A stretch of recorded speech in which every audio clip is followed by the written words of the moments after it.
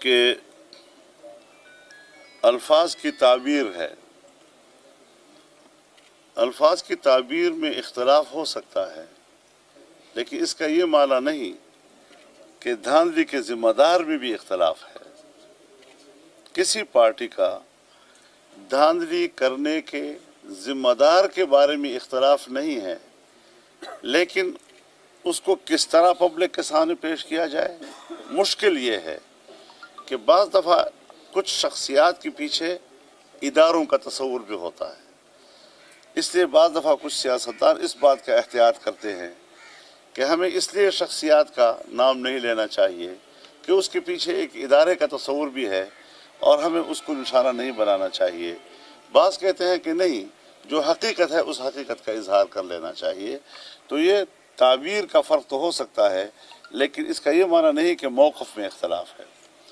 رہی بات یہ کہ ڈائیلاگ کی بات کی گئی ہے، بات کرنے کی، اس کا فیصلہ پی ڈی ایم کرے گا۔ چونکہ جو موجودہ حکومت ہے اس کو لانے کی ذمہ دار فوج ہے، اس حکومت کو قوم پر مسلط کرنے کا ذمہ دار اسٹیبلشمنٹ ہے، تو جو ذمہ دار ہے ظاہر ہے کہ جب اس حوالے سے کچھ اصلاحات کی طرف ہم جائیں گے تو اس کے ذمہ دار کے ساتھ بات کریں گے، اس اصولی موقف کو برقرار رکھتے ہوئے کہ ان کو سیاست میں حصہ نہیں لینا چاہیے۔ تو ان کو احساس دلانا کہ آپ نے سیاست میں حصہ نہیں لینا، آپ نے اپنی دفاعی پیشہ ورانہ ذمہ داریوں سے وابستہ رہنا ہے، یہ اپنی جگہ پر ایک حقیقت ہے۔ لیکن جو آج کی خرابی ہے، اس خرابی کا جو محور ہے وہ سب کو معلوم ہے۔ لہذا اگر کسی نے کوئی ایسی رائے دے دی ہے کہ اس رائے میں اگر تھوڑا سا کوئی بظاہر موقف میں اور گفتگو میں کچھ دوری نظر آتی ہے، لیکن یہ عارضی وقت کے لیے بعض دفعہ ضروری ہو جاتی ہے۔ تاہم میں کر رہا ہوں، فیصلہ پی ڈی ایم کرے گا، یہ پی ڈی ایم کا موقف ہوگا، اس بارے میں کوئی ایک پارٹی الگ فیصلہ نہیں کرے۔ آپ یہ بھی جانتے ہیں کہ ایک طرف بہت زیادہ انتظامی صلاحیتوں کے دعوے کیے جا رہے ہیں، ایک طرف خود کہتا ہے، یعنی جب بھی کوئی بات کرتا ہے، میں نے ہمیشہ ایک بات کہی ہے کہ وہ کوئی نہ کوئی بونگی مار لیتے ہیں کہ جی میں نے ایک پلاٹ کا قبضہ لینا تھا، میرے بہنوئی کے پلاٹ کا قبضہ تھا، تو میں نے کافی پولیس افسران کو کہا کہ یہ قبضہ چھڑواؤ، لیکن کوئی نہیں چھڑوا سکتا، فلانے کو میں نے ایس ایس پی وہاں بنایا۔ اب اگر انتظامی آفیسر اس لیے لائے جاتے ہیں کہ وہ ان کے پلاٹ جو ہیں وہ ان کے قبضے دلوائیں اس کو، اس سے آپ اندازہ لگائیں کہ یہ کس قدر انتظامی صلاحیتوں کے مالک لوگ ہیں۔ تو دھاندلی کی پیداوار، ان کو ایک موقع مل گیا ہے کہ اس موقع میں جتنے بھی دن ان کو ملتے ہیں وہ ملک کو کھائیں، وہ اس میں ملک کے امیج کو خراب کریں، ملک کی معیشت کو تباہ کریں۔ خارجہ پالیسی تباہ ہو گئی ہے ہماری، اس وقت سعودی عرب آپ سے کٹ چکا ہے، جو اس نے آپ کے ساتھ تعاون کیا تھا اس پر وہ پشیمان ہے، وہ واپس مانگ رہا ہے۔ متحدہ امارات وہ آپ سے اپنے پیسے واپس مانگ رہا ہے کہ ہم نے کس کے حوالے کر دیے جی، یہ تو اپنے پیسے ڈبو رہا ہے تو ہمارے پیسے بھی ڈبو دے گا جی۔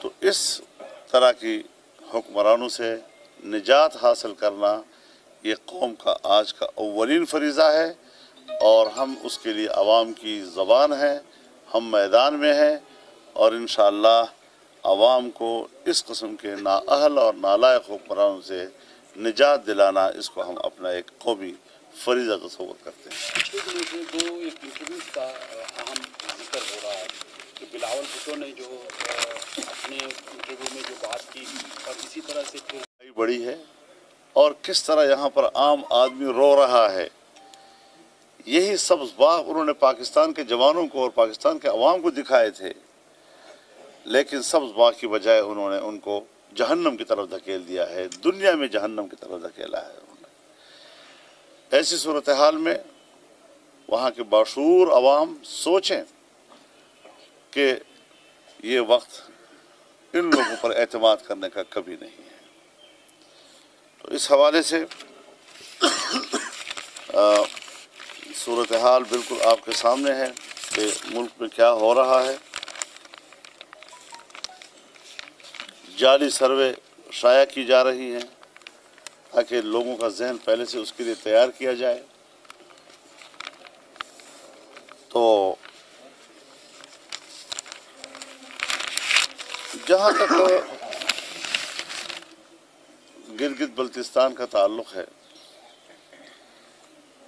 گلگت بلتستان سن 1949 کی قراردادوں سے وابستہ مسئلہ ہے. ہم انہیں پاکستانی سمجھتے ہیں، ہم کشمیریوں کو بھی پاکستانی سمجھتے ہیں، ہمارے دل ان کے ساتھ دھڑکتے ہیں، لیکن بین الاقوامی سطح پر کشمیر پر جو پاکستان کا ریاستی موقف 72 سال تک رہا ہے، اس کی اپنی جگہ پر ایک اہمیت ہے. ہم جتنے مراعات دے سکیں گلگت بلتستان کے لوگوں کو، ہم جتنے مراعات دے سکیں کشمیر کے لوگوں کو، وہاں کے عام آدمی کی زندگی کو خوشحال بنانے کے لیے ہم اس کے علمبردار ہیں. لیکن مسئلہ کشمیر جو پاکستان کا ایک ریاستی اور اصولی موقف ہے، اس پہلو کو بھی مد نظر رکھنا چاہیے اور اس پر کسی قوم کو گمراہ کرنے کی ضرورت نہیں.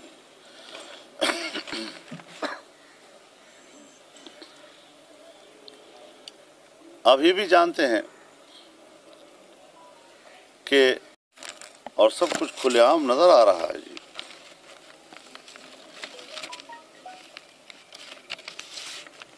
ایک حلقے میں جہاں کل سرکاری ملازمین کے ووٹ 700 ہیں،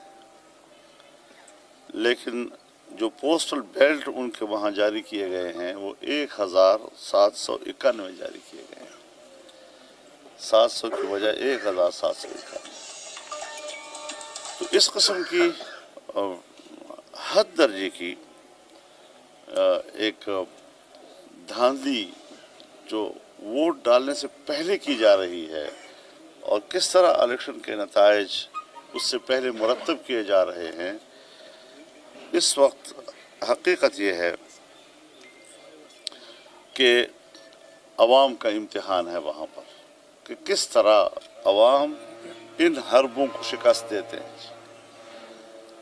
امتحان ہے اس وقت الیکشن کمیشن کا، امتحان ہے اس وقت خفیہ ایجنسیوں کا جو عام طور پر اس کے لیے مشہور ہیں کہ وہ الیکشن کو مینیپولیٹ کرتے ہیں. تو اس وقت آلریڈی ہمارے خفیہ ایجنسیوں کا امیج خراب ہو چکا ہے.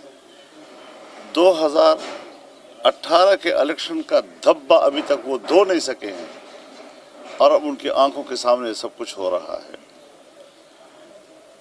ہمارا ایک بڑا عقلمند قسم کا وہ جا کر لوگوں سے کہتا ہے 3000 ووٹ دو گے تو 3 ارب روپیہ دیں گے، 4000 ووٹ دو گے تو 4 ارب روپیہ دیں گے، 5000 ووٹ لیڈ دو گے تو اس قسم کی باتیں وہاں کرنا، جلسوں میں کرنا، تو یہ عام آدمی کے ووٹ کے ساتھ مذاق ہے. لیکن انشاءاللہ العزیز ہمیں وہاں کے عوام پر یہ اعتماد ہے کہ وہ دیکھیں گے اس کو کہ 2 سال میں پاکستان کا جو بیڑا غرق کیا ہے انہوں نے، اس کی معیشت کو تباہ کیا ہے، کس طرح مہنگائی بڑھی ہے اور کس طرح یہاں پر عام آدمی رو رہا ہے. یہی سبز باغ انہوں نے پاکستان کے جوانوں کو اور پاکستان کے عوام کو دکھایا. اس وقت جو صورتحال جا رہی ہے تو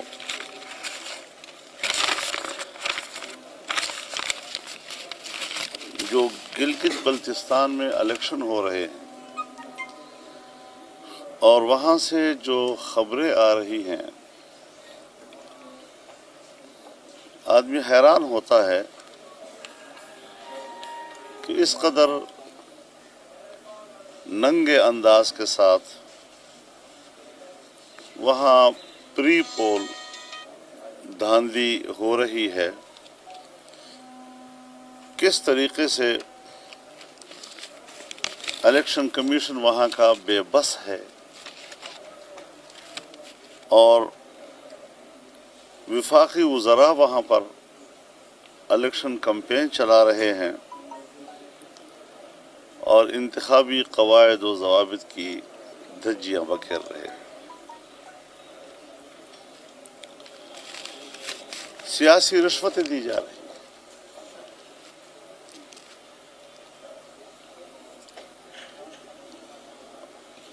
ہزاروں بوریوں پر مشتمل گندم باقاعدہ اس پر عمران خان کے بینر لگے ہوئے ہیں اور وہ جا رہے ہیں.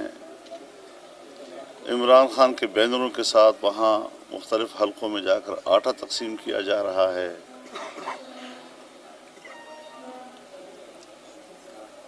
اور پھر پرلے درجے کی حماقت یہ